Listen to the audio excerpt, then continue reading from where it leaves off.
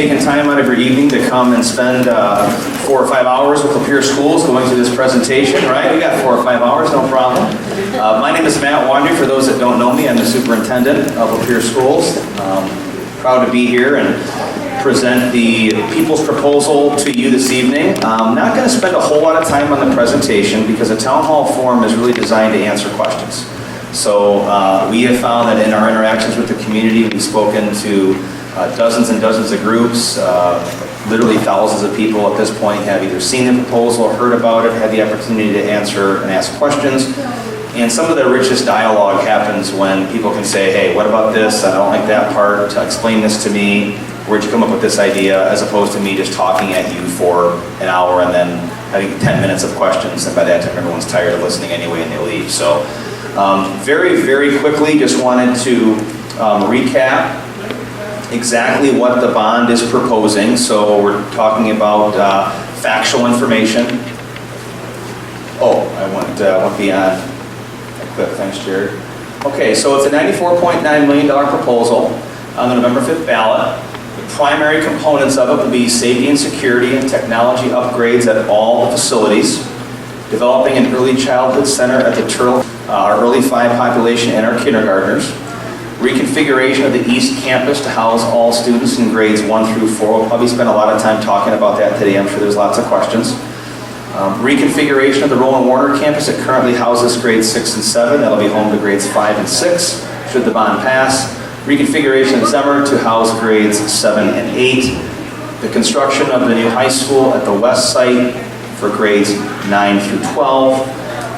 The maintenance and the renovation of Schichter Elementary to house our alternative and virtual learning programs.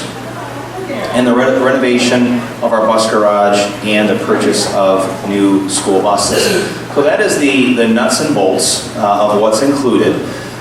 In the development of the plan, we spoke to over 600 people in its design. I can tell you that what you see today in terms of this recommendation is significantly different than what was originally proposed. And I think when you put a plan in front of 600 people and you legitimately tell them that their input matters, and you don't change it, you're probably lying to them. Okay, so for example, we said the board's original proposal was to keep the Turtle facility as a standalone kindergarten through 5th grade building and maintain that as the year-round program. Well, the year-round staff and the year-round parents had a lot to say about that, and the reason why we did not end up having that in the final proposal was because of their feedback, mostly from our parents and our staff. The reconfiguration of the East Campus was certainly a hot button topic of discussion because the plan also calls for the closure of Murphy Elementary, Lynch, and Mayfield, because the 2 remaining elementary facilities that you see on there are Schickler and Turtle, to be repurposed for different needs than what we have them now. But we did not anticipate that would be widely accepted by the community. People love their elementary schools. They love the neighborhood school concept. And so we anticipated significant debate on that particular topic. So what we did in some of the primary areas of consideration here, the elementary configuration being one of them, is we convened what were called priority committees. Many people that were part of that process are actually in the room tonight, and I hope that they'll speak out if questions are asked of what that work entailed. But let's just take, for example, the redesign of the East Campus into a 1-4 facility. Okay, that will be home to approximately 1,000 students in grades 1 through 4. So one of the things the priority committee was tasked with doing was to say, how do we make that facility an appropriate place for our youngest learners? How do we make the learning community smaller so it doesn't seem so large? How do we take some of the neighborhood school concepts that we currently enjoy and embed them into that idea? And one of the ways in which they did that was they went on site visits to different communities that had similar size elementary facilities to see how they did it. One of those was North Branch, which has a very, very large elementary school, around 1,000 students. One was in Dearborn, and several other places got the opportunity to kind of talk to staff, talk to people about what this idea brought to the table. So on our website, when you go on to lapeerschools.org, the first icon you see is the bond proposal. there, you click on that and there are a host of links, probably more than 20. Okay, and that's every presentation, that's every piece of data, that's all the promotional materials you see, all the PowerPoints are all there for you. And one of the drop downs, one of the links, it says priority committee recommendations. So we had one for the 5-6 building, one for the high school, one for our STEAM center, science, technology, engineering, arts, and math, and one for the 1-4 campus. And you can see what the parents and the teachers and the administrators who are part of each committee said they wanted to have as part of the newly configured building. All right? So one of the things that I want to explain to folks, and this is just one area, before we get into the questions, and it'll take about 5 minutes, maybe 6 minutes, and then I'm going to open it up for questions. So I don't want you to think you're just going to sit here listening to me blabber on all night. But this is a really important point, and it's a way to illustrate how this configuration is better for the district, both financially and educationally. So I want to take an example. I want to show you something. I'm going to tell you a little bit of a story. So right now, this is all third grade students in Lapeer schools. There are 298 of them. And they're divided, and those numbers you see up there are the number of students in each class. So we'll start at the left-hand side with Lynch. We have one section of 31 kids in the third grade section at Lynch, and one that's a 2-3 split. So we have second graders and third graders in the same room. 2 sections of third grade at Mayfield at 30 apiece. 2.5 sections at Murphy, 26 and 27 traditional third grade rooms, and the split 3-4. 2 sections at at Schickler, and 2.5 at Turl. So just to demonstrate to you where the kids and how they're divided. As a superintendent, as principals, as teachers, parents, the number one complaint we get from elementary parents relative to placement of their kids are what? We hate splits. What's that? We hate splits. We hate splits, and we don't like classrooms of 30, 31, 29, and then at the lower elementary level. But it's difficult to do that when you've got 1 or 2 or at the most 3 sections of a particular grade in a building, and you've spread out over 5 elementary schools those 298 students. So what are some of those structural deficiencies? Well, you've got limited services. Okay, let's start with that. What does that mean? We have in the district school psychology, school social work, speech pathology, counseling, learning coaches, all these different folks that service our kids. Well, at the elementary level, given the small numbers of these classes, those folks travel and go from building to building on a daily basis. So if I'm a speech pathologist, for example, I may go to 4 or 5 or 6 buildings in a day to service the kids that need me. All the time, it's a relatively inefficient way to do business because instead of spending time getting to know teachers in the building, talking with kids they service, they're in the car going back and forth between buildings, okay? We have the split and the class size outliers that are a problem with this configuration. Busing to other schools when the number of students is capped at a particular place. So for example, if you moved into the Mayfield area, we're not going to have classes of 31, 32, 33. So we asked those families, would you mind being bused over to Lynch? Right? That is a tough conversation to have because they thought they lived in the Mayfield district. They want to do that. So we're doing that as an option. Teacher travel, as I mentioned. The operational costs of trying to divide these services by 5. Time on task for staff is spent in travel as opposed to working with students and other teachers. And the specials experience, what does that mean?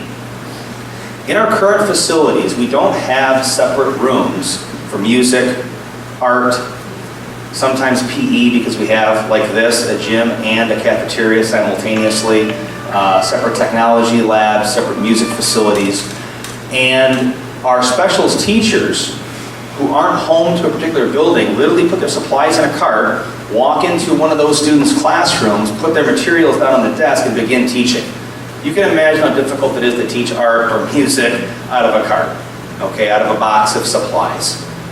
Okay, so that problem for us can be solved with the new configuration. So you see some of those class size outliers. Now take those same 298 third graders and put them under one roof and divide by 12, the same number of sections we currently have. Not hiring one additional teacher. Look at the class size averages when you have everyone under one roof. Now, I just put it to parents in general. If I asked a parent today, would you rather have a class size for your third grade kiddo of 24 or possibly 30?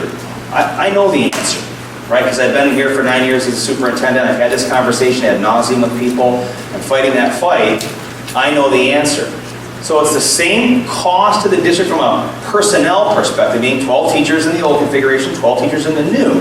But what are some of the added benefits of this more efficient operation? Well, we now have a wide range. We have nothing. Jared, what did you do? Operator.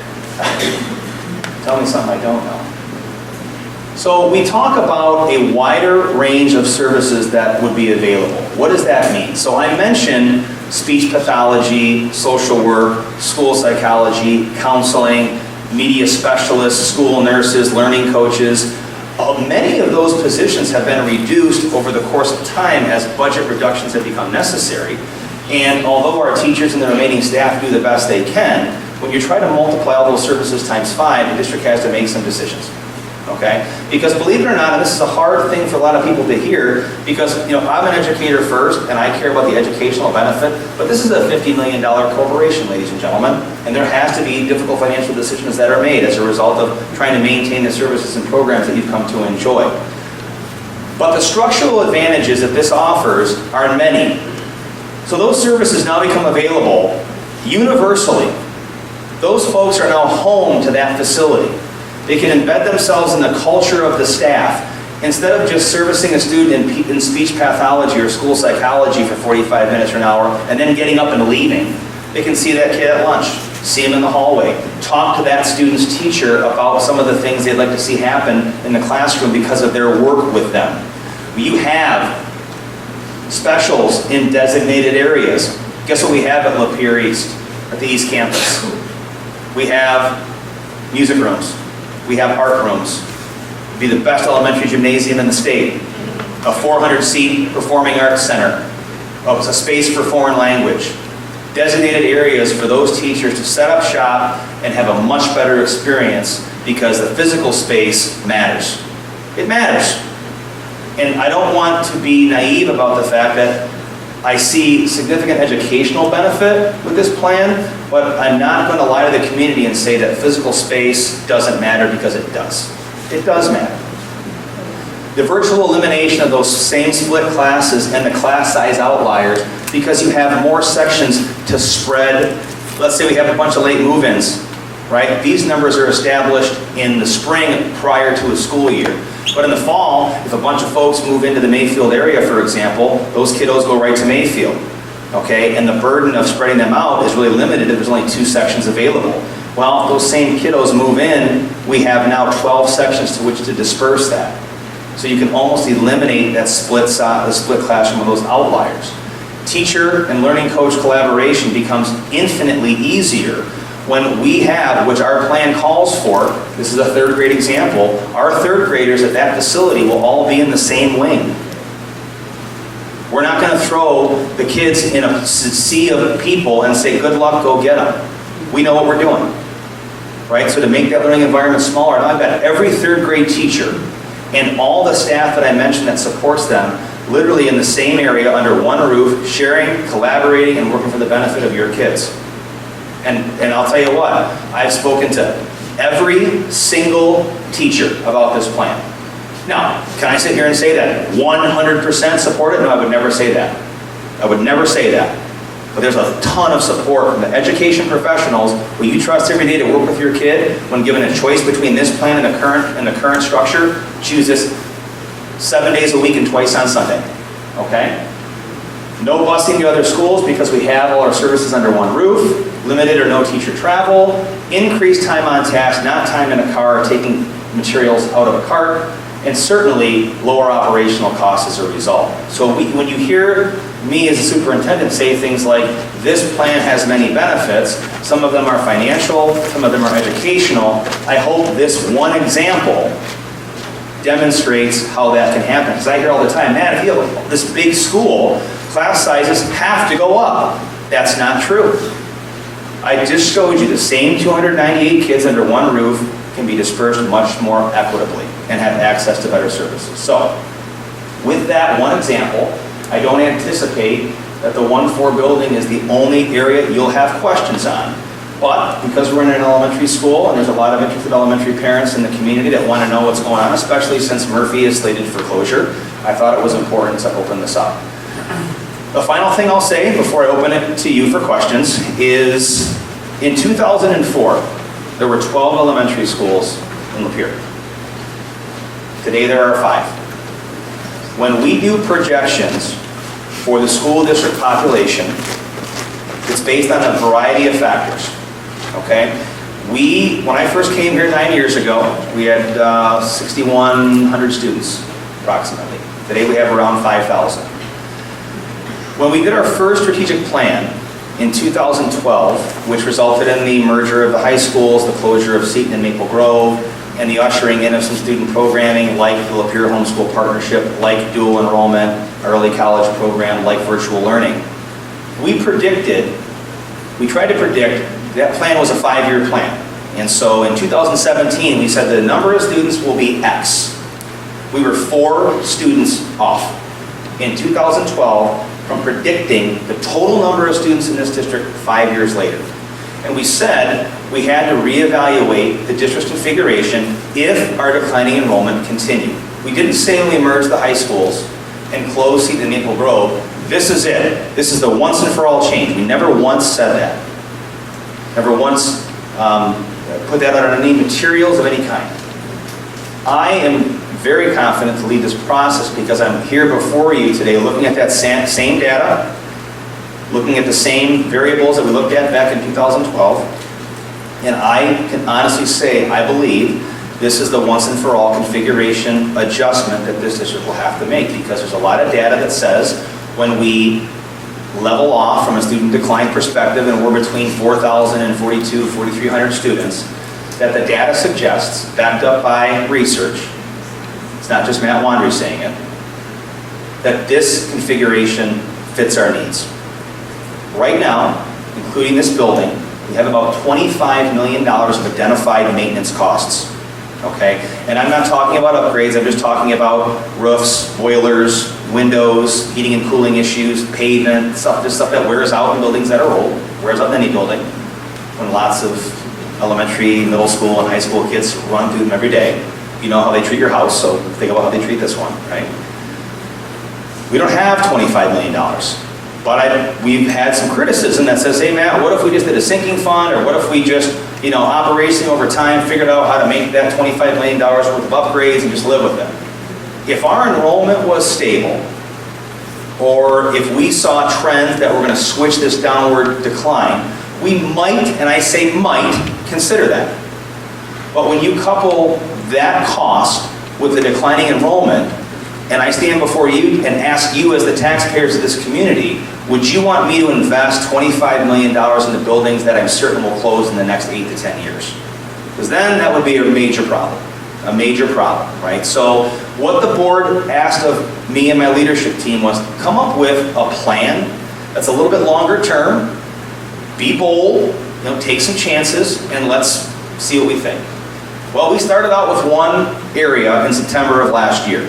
What you see before you, is anybody in here that was part of the original, maybe one of the original focus groups last fall where we saw this? I saw 1, 2, 3, 4, 5 hands up. Am I lying about that? This plan is very different, isn't it? From what we said. So if the idea of listening to the community was something that we just paid lip service to, you would have seen a pretty similar plan to what we presented. Well, this is vastly different than what I wanted, or the board wanted, or the administrators wanted, because we honestly wanted to hear what folks had to say. So, with that said, what questions do you have specifically about the plan or anything else? Lights can go on. Sure. Yeah, thank you. Okay, seeing none, have a great night. Thank you very much. These are all yes voters. No, go ahead. Yes. I guess I would like to see the vaccine first in high school. Okay. With all of the children, how many kids are in 9th and 12th grade being run over? Yep. So when you look at the, thank you for the question. So approximately 1,500, right, is what the new building would be constructed to house. But one of the things that a lot of us have to, I went to graduate high school 25 years ago, okay? And how education looked at the high school setting then is very different than what it looks like now. Here's one example. So last year, we had 25% of our senior class that only went to the high school campus for 1 hour or less. Imagine your senior year of high school only going to the building 1 hour a day or not going at all. And why is that? It's not because we kicked them out. It's because students are choosing different ways to access their education. So they're going to ed tech, they're in a co-op experience, they're in a dual enrollment, they're doing a job shadow, they're taking a virtual course, or they're taking a course at Mod. The way we deliver education is very different. So I say all of that to say this, is that you cannot build a building, right, with the bonded dollars that projects 15 years into the future, right? You're limited to 5. So whether it's census data, birth rate data, local enrollment data, you can't say, well, the town might grow, and right now we only have 1,500 high school students, but we think down the road there's going to be this massive uptick in building, massive uptick in business migration to our community, and therefore we want to build a high school that's going to house 2,000 kids, or 20,000 kids. So we also have to have, any bonded project has to be approved by the Department of Treasury. So I had to actually go to Lansing with the construction management company, with the attorney that wrote the bond language, with the architect, district representatives, and defend the rationale for the reconfiguration, the numbers that we actually utilized to come up with the configuration, and get an estimate of costs for the construction itself. They have to approve it. So if you were to have some wild number, they would push back on it based on their experience of how other communities do it. So the high school construction is really important from 2 perspectives.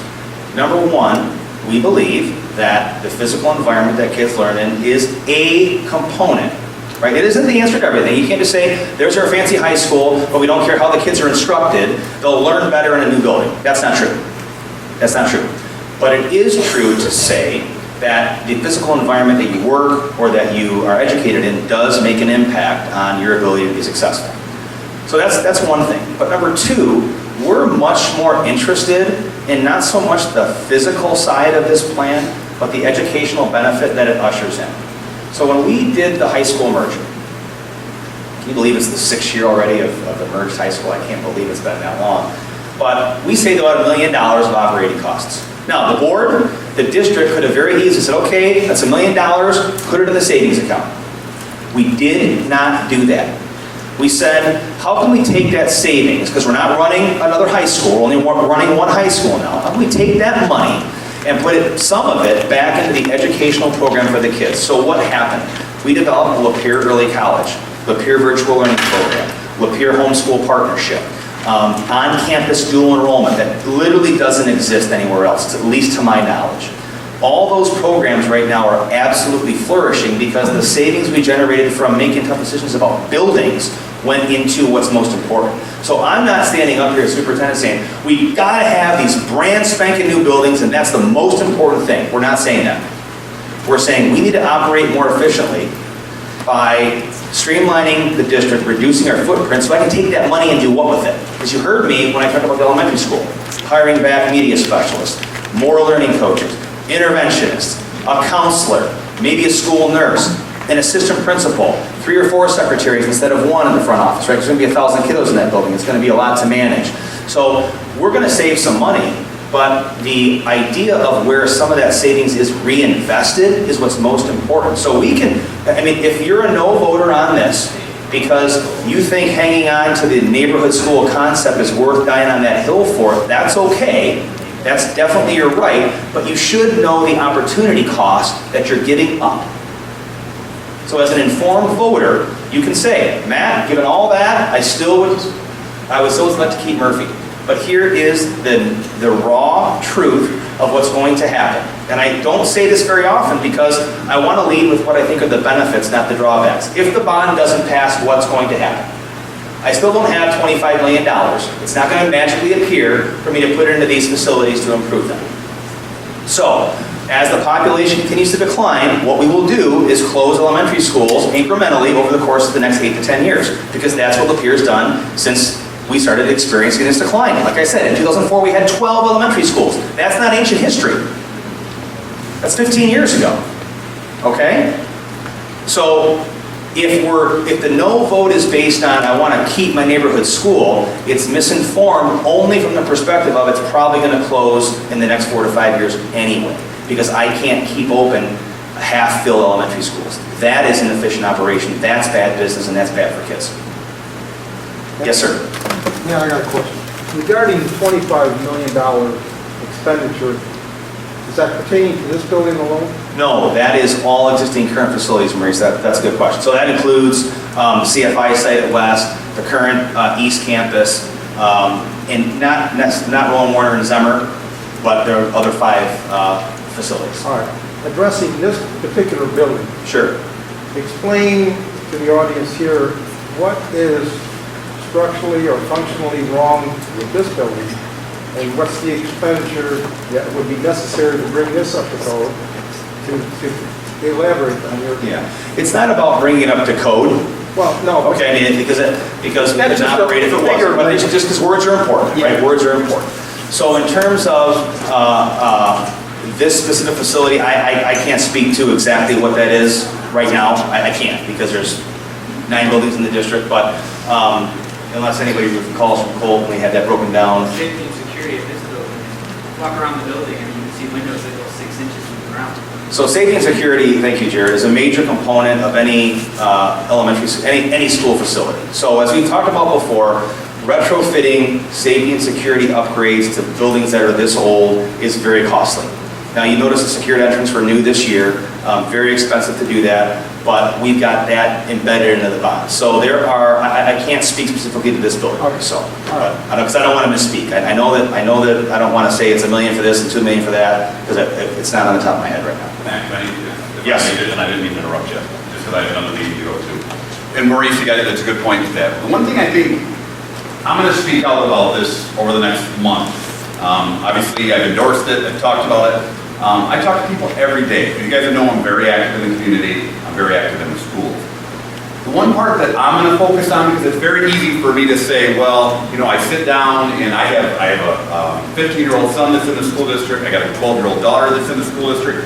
People are that point, it's the very first thing, it's when you got children in the district, that's why you're saying yes.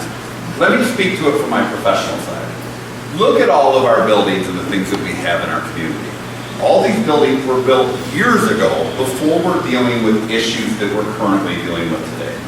We could sit and have a whole nother forum on that, and we've done some of that, right? With social media and all the stuff that Superintendent and Chief Frisch did with that. We have to start thinking that way. And we have to look at, I don't care if it's my grandkids that are going through there. I understand, I think we're doing fantastic with the abilities or with the utilities and the buildings that we have currently to try to keep them safe. But these problems didn't exist when these buildings were made. So to be able to go into a new forum, not only take your reasons for voting yes, but me coming from a public official and looking at the safety side, I look at all the things of how fantastic is it for all of our children and for our community to be able to go on this basically with a clean slate of saying, okay, what can we do to make sure in every facet of this plan that our schools are safe, that our kids are safe, whatever it may be. And there's a lot of things that ultimately we both attend conferences and travel all over on these things. We go even from the parking side of how what the accessibility is close to an entrance of a school. Why? Car bonds. Okay, those aren't things that we think about, and to be honest with you, I don't want to think about it. Unfortunately, I have to because of my job, and that's why I'm standing in front of you completely bald, thinking about these things. But you were bald before you took this job, by the way. Okay, I just had to bring that up, thank you. But on the other side of it, there's so many different parts of that I'll be speaking on over the next month of, is that's where I really zero in on it. Is we have the ability to take, for many years to come, to put our kids into an environment. And yes, the day and age that we live in, just turn our TVs on. We're seeing the things that are happening all the time that are out there. But if we can really truly put some solid thoughts into this, when we're constructing, when we're doing all these different things that are important to it, it is, as a parent, I say, not as a sheriff, as a parent of saying, I feel a little bit better about that, because I know the circumstances we have now. Children, there's nothing we can do about it. No school district ever planned to turn on the national news and see what we're seeing every day.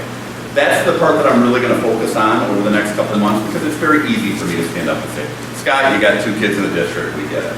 I'm not going to speak from that. I get excited from the safety side of it, the security side of it, long after I'm retired, that all of these children are safe when they go into their schools. Thanks. Thanks, Sheriff. Yes, sir. Can you describe some of the details that are going into the new high school? Yes. And why $77 million? Sure, you got it. When you look at, first of all, put that number in context. Okay, so 77 million is a big number. Okay, when you're building a Class A high school, in most communities, that number is a much, much higher. And why? Because most communities include the construction of a pool and athletic site as part of that. We're not contending with either one of those. So we're very fortunate that the price is as low as it is. But first and foremost, we are looking at maintaining the auxiliary gym. It's essentially a new facility for us. It's in good shape. Maintaining the footprint and the shell of the existing large gymnasium and just simply renovating that. The rest of the footprint of the campus will look very similar. So parking lots will be refinished or upgraded. There'll be some new additional parking lots, but where the bus loop is will remain functionally the same. Looking at, if you go from kind of standing in front of the building, looking at it going from right to left, you see the gymnasiums on your right-hand side. The center of the facility would be a 2-story structure that would house most of our classrooms. And then on the far side of the left of the facility would be a separate entrance, but connected to the building, a full-service performing arts center that would have separate parking and entrance to it. But essentially, it's a little, we have estimates for cost, right? We've met with the architects, construction managers, but it's disingenuous to say that we've designed the facility, because you don't have the money for it, and you're not going to pay an architect and construction managers to do a facility that you don't have the money to pay for. But we have a general shell of the building, and essentially how that number is arrived at is there's a acceptable and what would be considered an industry standard cost per square foot to construct a new school. And you have to stay within that range when you take the plans to Treasury, because if you're outside of that range of acceptable cost per square foot, typically it would be a project that's denied. So when they ask questions like, how many traditional classrooms do you see? How many science labs? What large group instruction rooms, office space, storage space, office space for what are maybe called itinerant staff or temporary staff? How big is the main office going to be? Those are some of the large questions that they arrive at, a total square footage configuration. How big is your gymnasium? How many seats in the auditorium? So it's generic from the sense of the outer shell in terms of total square footage, a basic understanding of what's going to go inside the building is where they arrive at those estimates, which is how we got to 77 million.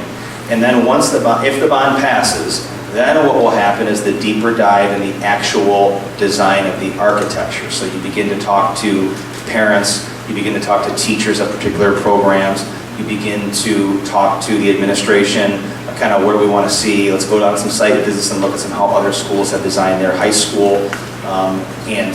But we did want to do as many cost-saving measures as possible, which is why the 2-story configuration really came into place. That is also, and Sheriff McKenna would agree with me if he was still here, from a safety and security perspective, large single-story structures have double the entrances and exits, double the number of windows on the ground, accessibility points that make it harder to secure. It's also cheaper to build a 2-story facility. So we had a lot of debate about the size of the auditorium. We had people say, we need a 1,000-seat auditorium. Well, we're not building a 1,000-seat auditorium. We're building 600, 650 seat, which is bigger than our current, but smaller than a lot of names. We went to Swartz Creek, we went to Oxford, we went to Grand Blanc, and visited a couple other communities that had the Performing Arts Center. So we wanted a nice facility, but one that was modest enough to fit within the cost and the parameters that the board had given us. Yes, ma'am. Can you speak to the benefits of having the kindergartners in one building and not with the first and fourth grade? Yes, so the question is, what are the benefits of having the early fivers in the kindergarten in a separate facility? So for a long time, in the discussion of whether or not to keep Turtle as a standalone K-5, how to reconfigure the kids. Folks, the original plan was, I can't even remember it, but I want to say it was kindergarten to half a third grade in Rowan Warner, and then the other half a third grade to fifth grade in Zemmer. I don't know where we came up with that, but it got destroyed, okay? Full disclosure, we don't make the best decisions all the time. But in all that kind of discussion, this idea, and early childhood centers are not invented in Lapeer. We did not come up with that. It's a tried and true model. But we really had discussion about the most appropriate grade level configurations based on the buildings we have available. So if you're constructing a school district from the ground up, you don't have any facilities, you might not come up with this structure. Full disclosure, you might not come up with this configuration of grades. But based on what we currently have, based on our current operational costs, and based on what we know to be best for kids, this is what we came up with. So this idea of an early childhood center was always part of the conversation.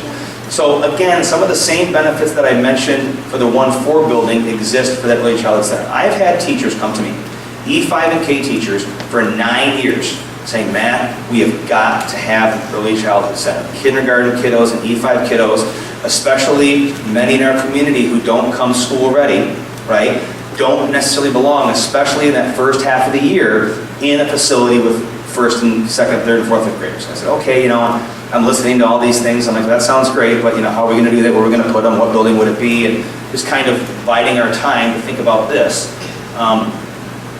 Ask our teachers.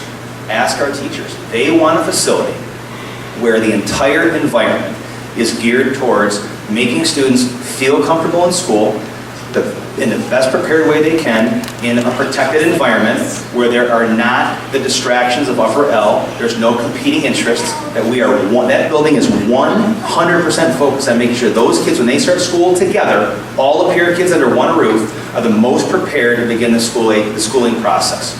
Okay. Then you get into this discussion about transitions. Oh my gosh, there's this transition. It is one additional transition, right? Because right now a kid could go to Murphy, to RW, to Zemmer, to the high school, and that's 4, and we're adding a 5th transition in there.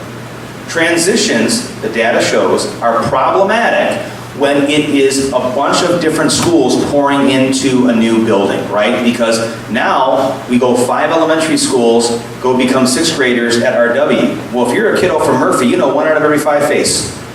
That's when transitions are tough. When you go with all your buddies, all of our kindergarten buddies, and we all go to Lapeer Elementary School together, now my friend groups are similar, the parent groups that carpooled and developed a relationship because, I met Jimmy and Jimmy met Susie and we had a birthday party together and we're all friends, we're all going together, right? So you reduce the anxiety for kids in that transition because, oh no, I don't want to lose my buddy and I was in so-and-so's class last year and I love them. And I have 3 kids, one's in college, 2 in high school. But I distinctly remember bringing my daughter home, we had 3 kids under 3. So we were in, first of all, I was like, okay, we have to stop this. This is crazy. But I remember the elementary school days. And having 1 in elementary school, then we had 1 in middle school and 1 in high school was like, this wasn't the best idea, having kids. We really didn't think about this, right? So I remember the anxiety of that as a parent, and then with every change, you go through it too as a parent. And who's going to help me drive Johnny to school, and who's going to pick up for ballet, and I used to carpool with my neighbor because their kid was in the same soccer team, and all those logistic things matter. So when you make those transitions together, it eases things. But I have absolutely no fear that when I've got, because early 5 and kindergarten instruction you've got to be a special human to do that. It's a tough job, right? And with all those same supports I mentioned in the 1-4, available only for our youngest learners, we are really excited because now the focus can be on, and there are some drawbacks, right? Because we talked about like 5th grade buddies and things like that, and that's a drawback. Because in a small environment like Murphy, we're not trying to hide that there aren't some drawbacks. There are, because you've got these leadership opportunities for 5th grade kiddos to come and help with the kindergartens and be bus loop aides and lunch buddies, and they get the kids lined up for bus at the end of the day, and all that stuff matters, right?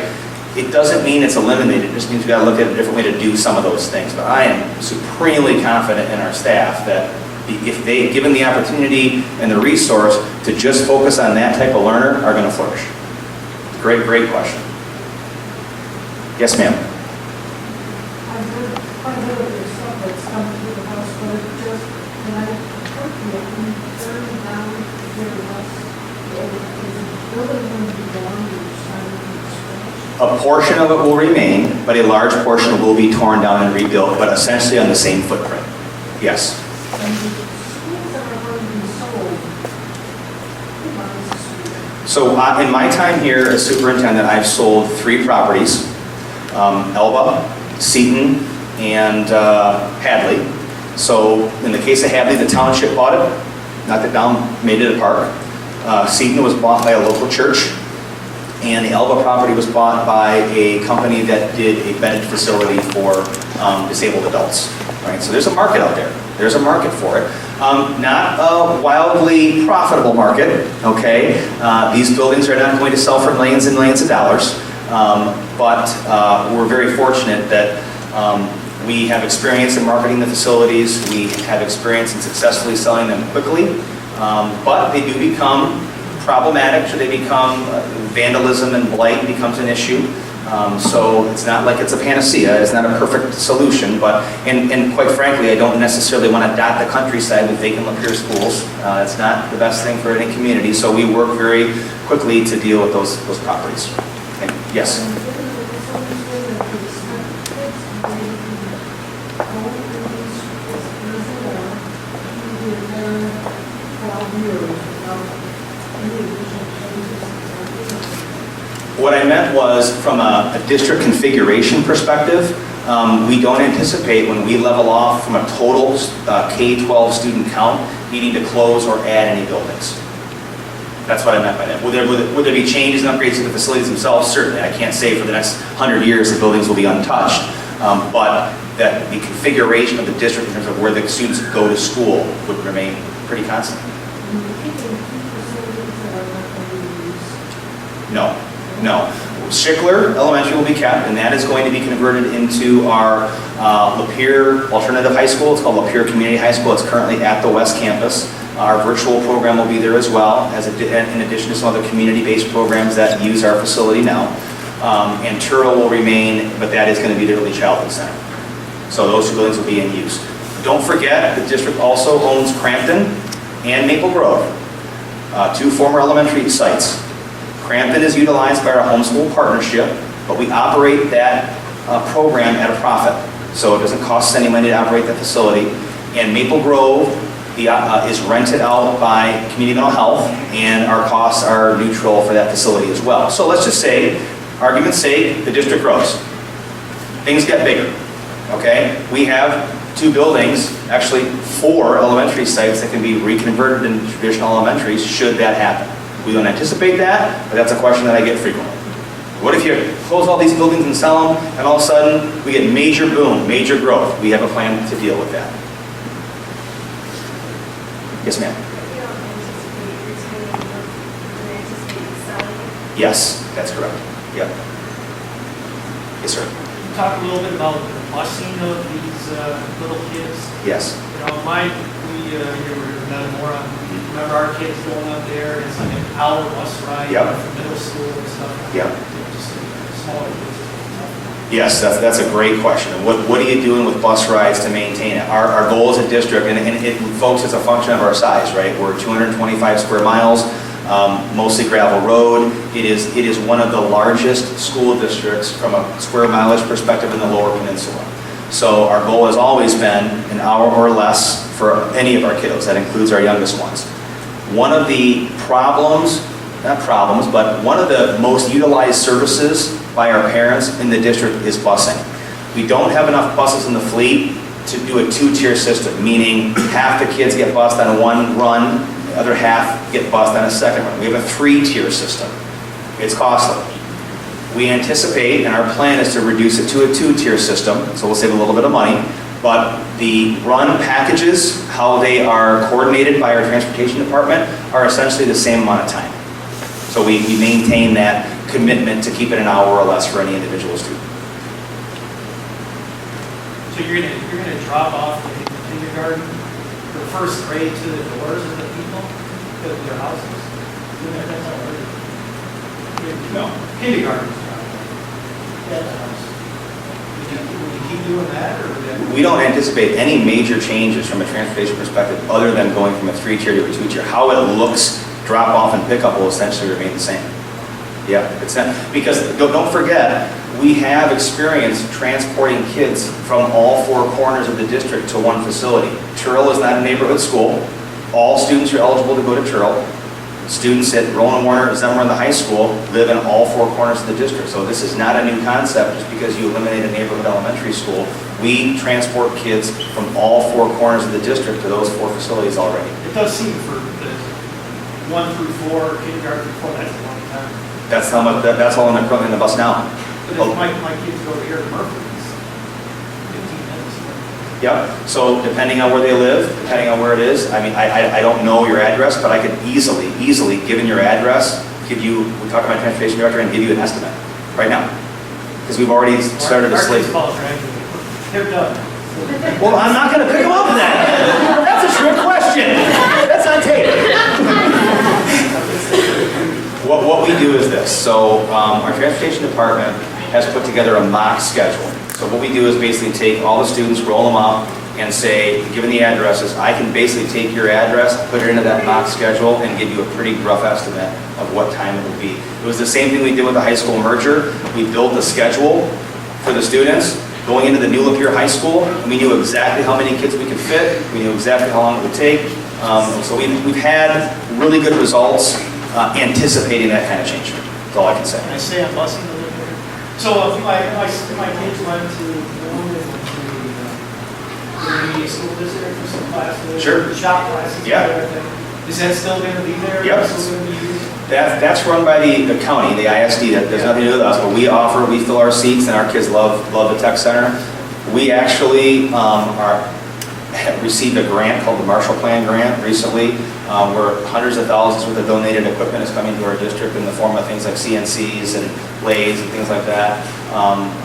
And we're actually going to have some space inside of the new high school for that type of work as well, because it's really the need for a lot of that work is growing.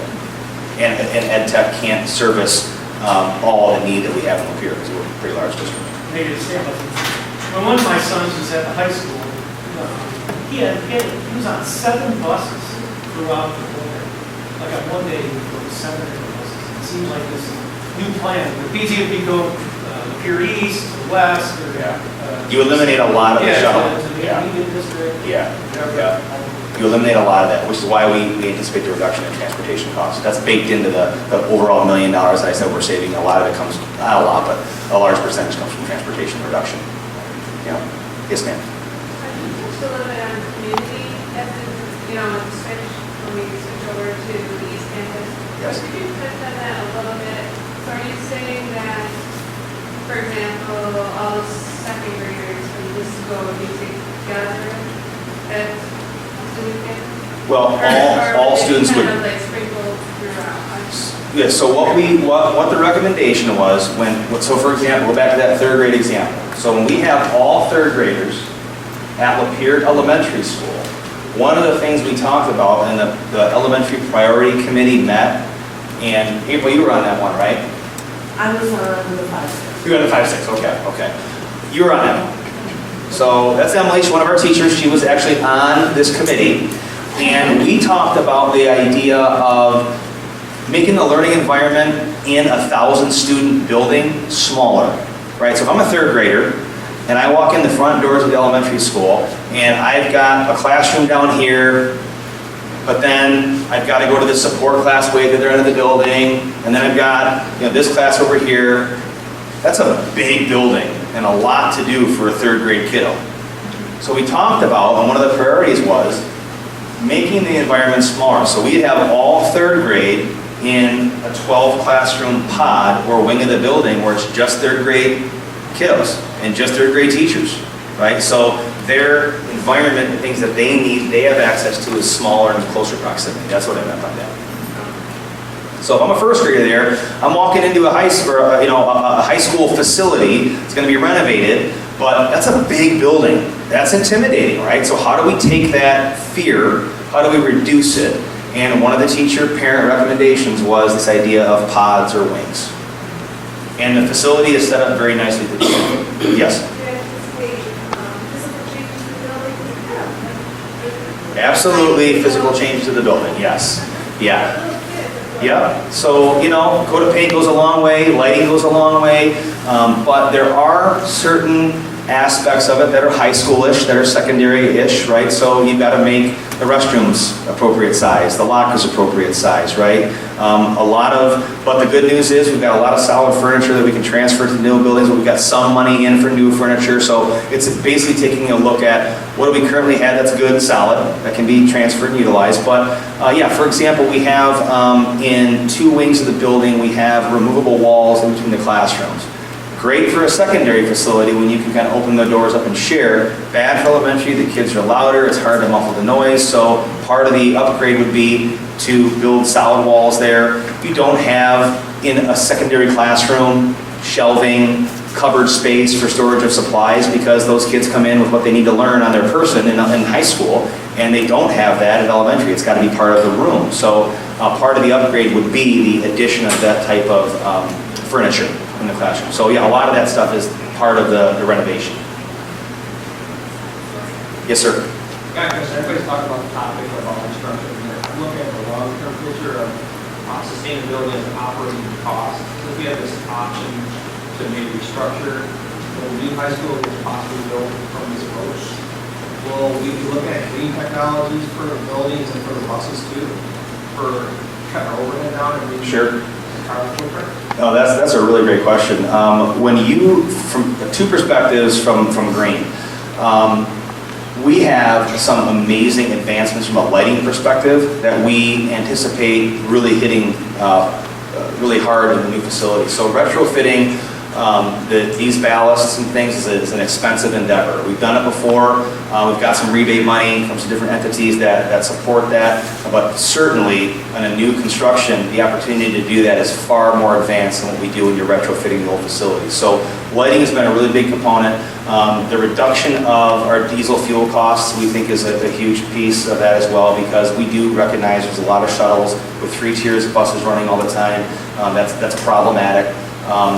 There are a number of other cost-saving measures that I could get into from a construction management perspective, but I will say this. The architectural firm we're working with and our construction manager are very aware of our desire to do that.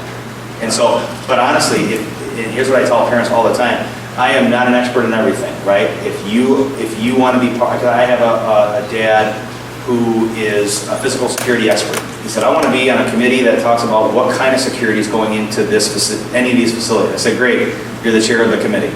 So be careful what you ask for, because if there's recommendations that you would have, our architects and our construction managers work for us, right? They're experts, they've got plans they can send us, but the real work starts when the bond passes. That's my whole point. Like, we have the shell of these facilities and the ideas basically mapped out, but we're also not presumptuous enough to say we built it out 100% and we just need the money. Because you haven't been part of that process, or you haven't been asked to be part of that process. So when the bond passes, your first email is going to be to me and say, great job, I voted yes, thank you, now I want to be part of the Green Committee. Thank you. And I just want to add, like the hole in water and water. Oh, the geothermals, yeah. That's what I was looking at. Yeah, and we talked about LEED certification on the building, the culture kind of thing, and all how do you get there? It's a great point, the 2 geothermal fields. We actually have 3, we have one at ASC as well. Yes, ma'am. Okay. You're limited to 3, I'm sorry, so go. Well, my first big one, I think, and I've got a lot of questions, and I don't know the right answer to it, even like, how this is what we're all thinking, I don't know where the money's gonna come from, which means, when you pass it, which means taxes are gonna go up. Yes. Okay, so what is the tax increase? Okay. That's one question that I'm hearing from everybody. Yep. We don't know how much the taxes are gonna go up. Hello, that's a big question. Yeah. So. Let me answer that. And then you go to number 2, because I'm not good at remembering like 3 or 4 in a row. Okay. Just ask my wife. I blank out after 1 or 2. All right. So number 1, cost for a project like this is based on the overall taxable value of homes in a particular municipality, okay? So because it is residents inside of Lapeer Community Schools, they take the total taxable value divided by the number of mills that you're asking to increase, and they come to an average cost per taxpayer. Okay, so the increase is a 1.94 mill increase, and the average is about $12 a month for an average taxpayer in Lapeer. Now, full disclosure, that's an average. By the virtue of that, some are higher, some are lower, some are right on. The best way for you to determine that number is to contact your township treasurer. They know the exact dollar of your taxable value. They can tell you every other tax you pay. They can tell you what the current levies are for every public service. And they will tell you exactly what your increase is. Right now, the district levies 2.75 mils for our current debt. That is the lowest in the entire county. Okay? Even with the increase of 1.94, we will still be the second lowest in the county, and Dryden will be the only one beneath us. So debt is a factor, debt is a variable, but you need to put it in context, right? This is the largest school district in the county that has the relative lowest debt. That was question one. Okay. Question two, you kind of went into that because, like at Murphy, we just had our PDC meeting and they had mentioned the filling out of the free or reduced lunch forms. Yes. And also, like Murphy alone got taken away, like one of our reading specialists full time because we didn't. Those numbers are based on that. Sure. And we didn't have those numbers. So Yeah. our kids here, if there's parents that don't qualify for the free or reduced lunch, our kid just lost out on a free Service. coach. Sure. So it's. That's why you're voting yes, because all those Yeah, how is services. that gonna work Right. with? So what happens is that's a great question. Each building is coded. Jen, you stop me if I miss her because she's our resident expert on this. Each building has a code, right? And based on the numbers of special education students, the number of at-risk students, and other variables, right? Some of it is minority status, you receive particular support. So you're right to say that if you drop below a percentage in any area that requires that data to provide the support, you would ostensibly lose it. When you have, so this building would actually have its own code, right? The Murphy code would go away and Lapeer Elementary School would be given a code. And that number is then based on the percentage of students that qualify in the new building. But for argument's sake, if you come from a building that doesn't have that support, the chances and the likelihood of having that support in the new building are very high because the percentages totaled together divided by the new number is going to, in some case, qualify us for that service, that staff member in the building, which is really goes back to this argument of a wider range of services available, the first bullet, right? Because now all of a sudden it's not dependent on the small population of Murphy, right? It's dependent on the larger population and the overall needs of every elementary school student in the district. It's a great. That's what I was wondering because, like, on just a personal note, my family doesn't qualify for free or reduced lunch, but I have a student that could really benefit from that support, help. right? And it's like, well, wait a minute here. Just because, you know, my husband is making this amount of money and we have a child that needs reading help, that's not fair. You know, so it yeah. kind of just affected my family on a personal level there. So I just didn't know how this was going to work when we're basing it off of everybody's income and you're putting everybody in.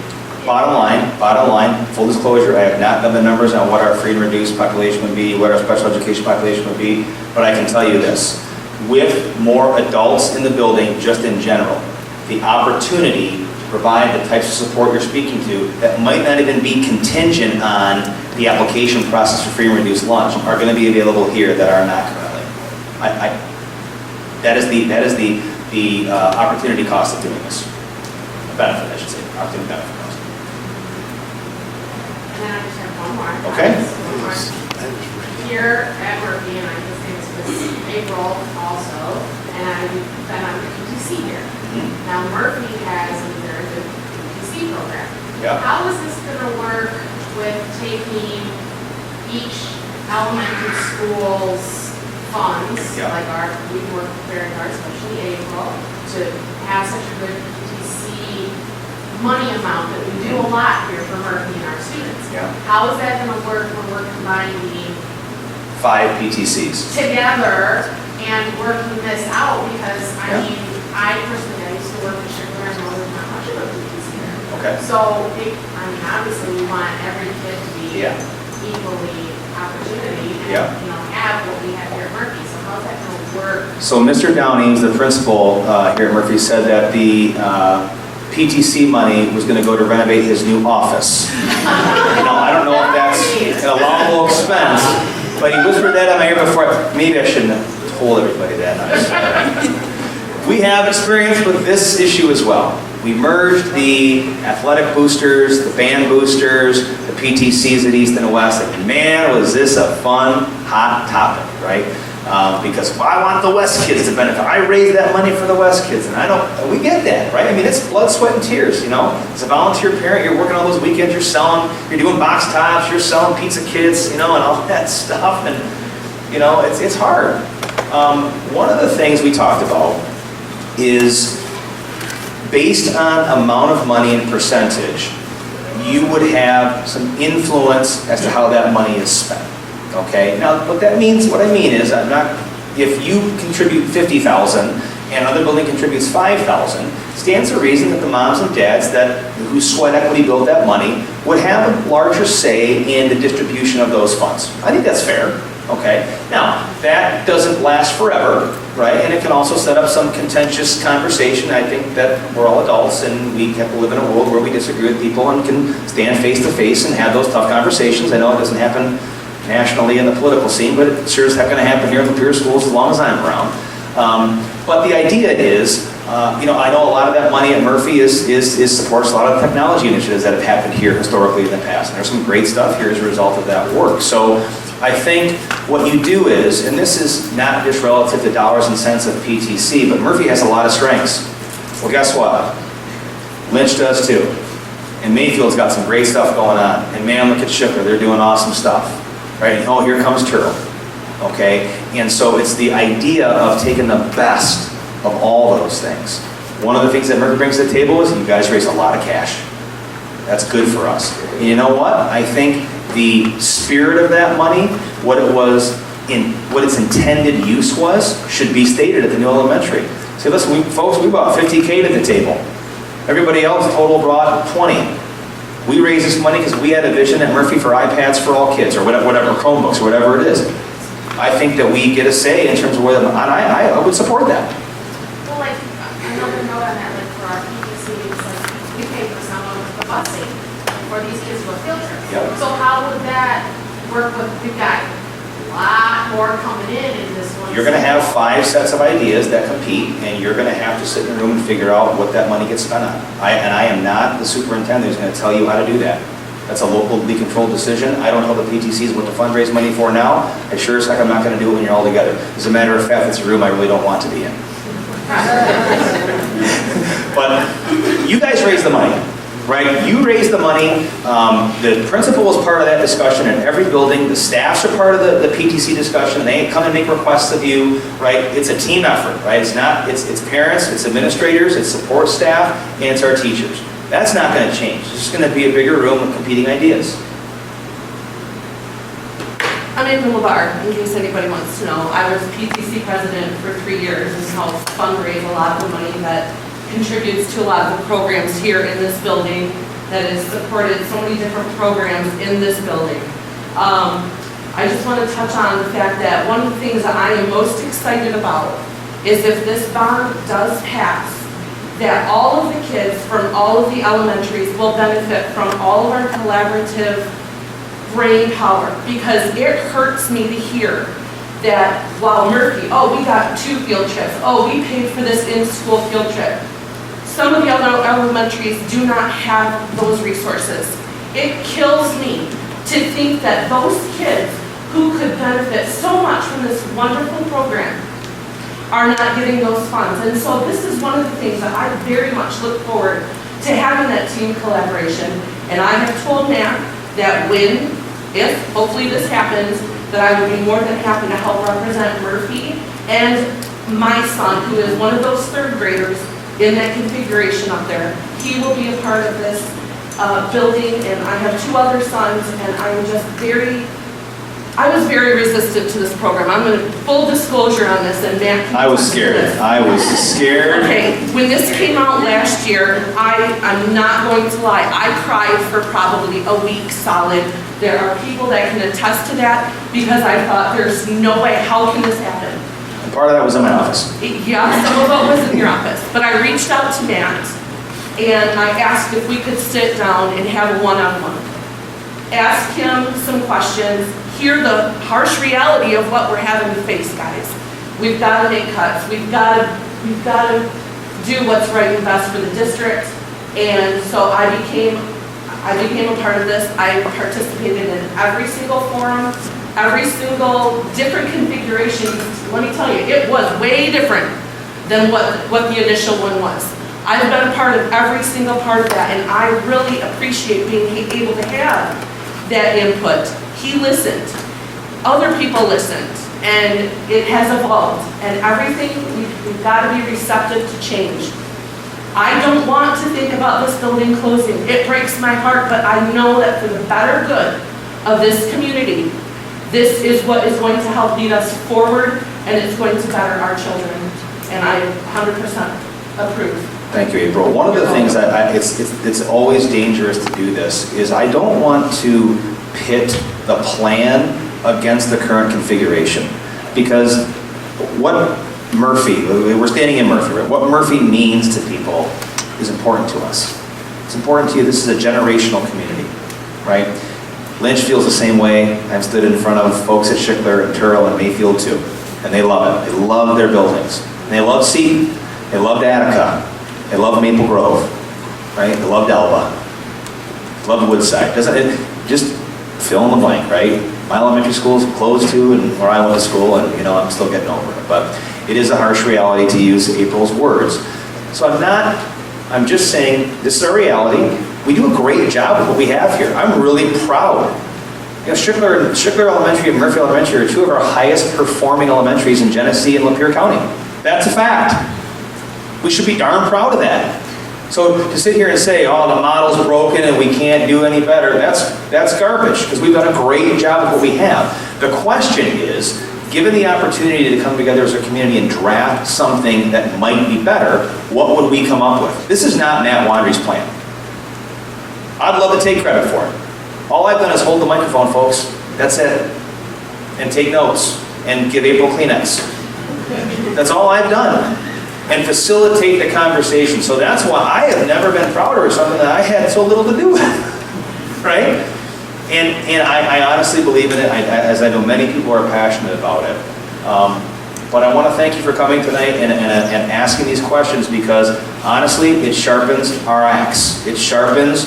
I have been speaking in front of anybody that's sitting down, okay? Every township meeting, the city commission, Kiwanis, Rotary, Optimist. I was at Max's Donuts with Mr. Gavette back there on Sunday, having a spirited debate, one of my favorite people.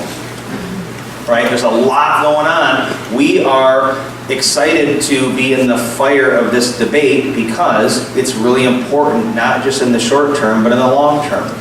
Everybody here that I talk to has a couple of things in common. Whether you're a parent, whether you're an administrator, whether you're a teacher or a community member, is the long-term best interest of this entire district is what we have to concern ourselves with. Guys, I get being an elementary parent and fighting for the backyard school, but trust me, when you have the long view of what's best for the district, we all benefit from that. So a couple more questions, yes? Is there going to be a meeting where parents from all the schools can come to before?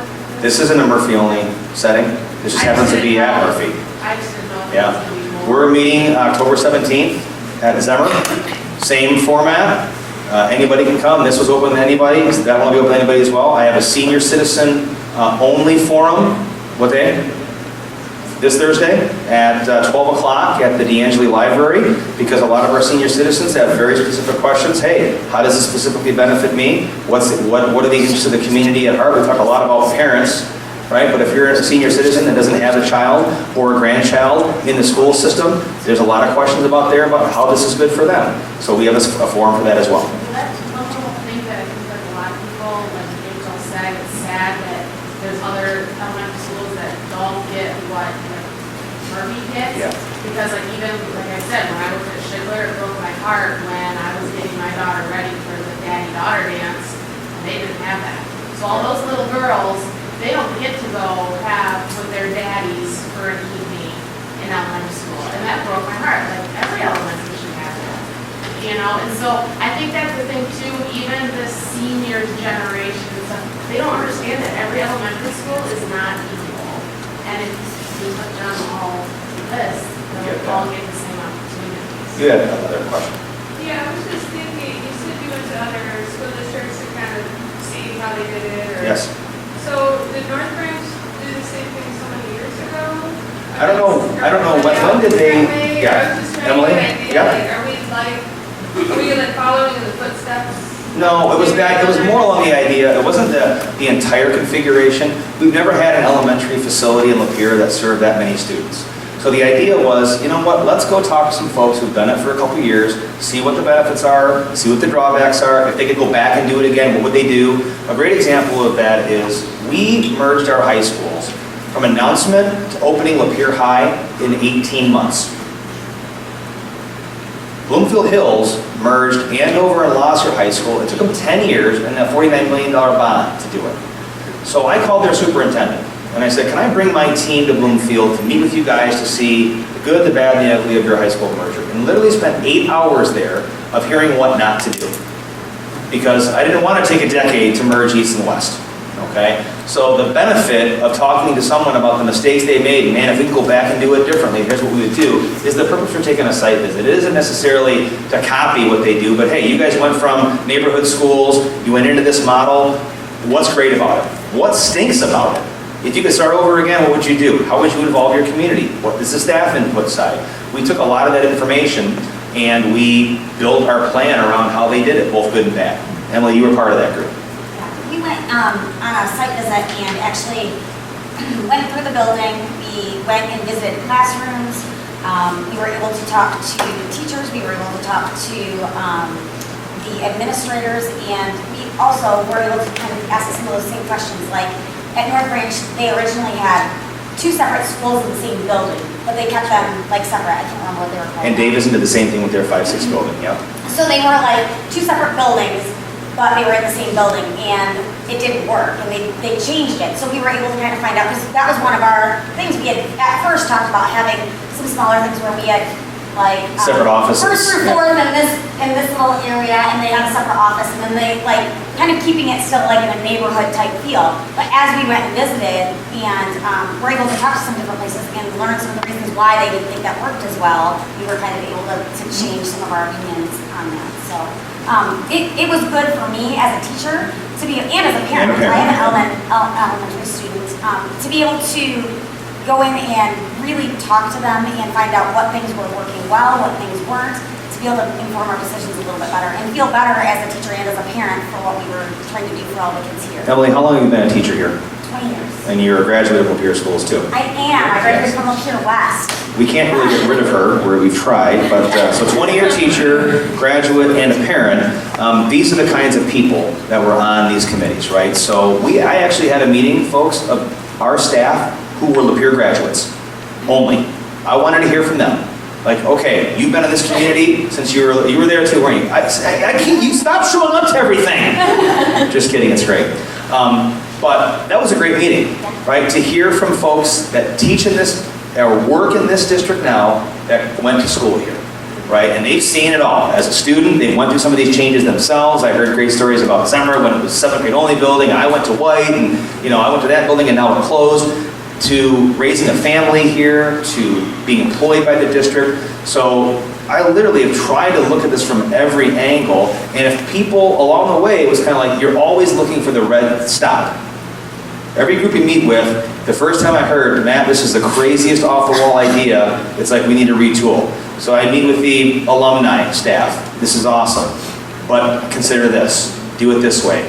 meet with our year-round staff and parents, met with every single parent group, PTC, met with business owners, elected officials, did the community forums, the town hall forums, did focus groups, right? Sent the priority committees out on site visits, brought them back. What are they hearing? Every single step along the way, it reaffirmed the direction we were going.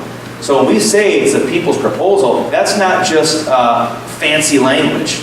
600 people built this darn thing, not just one guy or 7 members of a board or my administrative team or the principals, 600 people. Many of whom are sitting in this room and are passionate about it because it isn't just a plan that got fed to them and they got to buy it. They built it, right? So I'm just their spokesperson. That's all I am. Thank you for coming. Really, really appreciate your time. You guys have a great night. Any questions, individually come see me, please. Thank you.